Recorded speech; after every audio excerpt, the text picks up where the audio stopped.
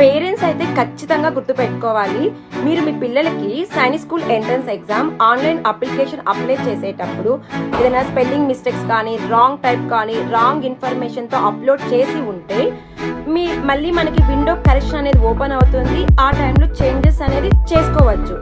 కానీ విండో కరెక్షన్లో కూడా మీరు 4 ఆప్షన్స్ని చేంజ్ చేయలేరు.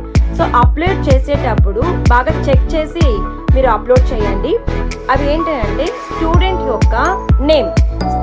యొక్క నేమ్ని మీరు రాంగ్ టైప్లో లేదా రాంగ్ నేమ్, స్పెల్లింగ్ మిస్టేక్ ఏదైనా ఇచ్చి ఉంటే సో స్టూడెంట్ యొక్క నేమ్ని మీరు చేంజ్ చేయలేరు.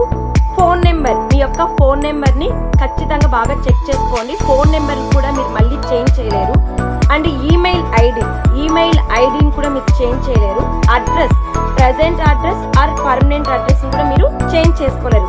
రిమైనింగ్ ఏదైనా మీ మదర్ నేమ్ కానీ, father name, photo, signature, income certificate, caste certificate and service certificate, even మీరు ఎగ్జామ్ సెంటర్ని కూడా మీరు చేంజ్ చేసుకోవాలి. ఆప్షన్ అనేది మార్చుకోవాలి అంటే ఎగ్జామ్ సెంటర్ని కూడా మీరు ఖచ్చితంగా మార్చుకోవచ్చు.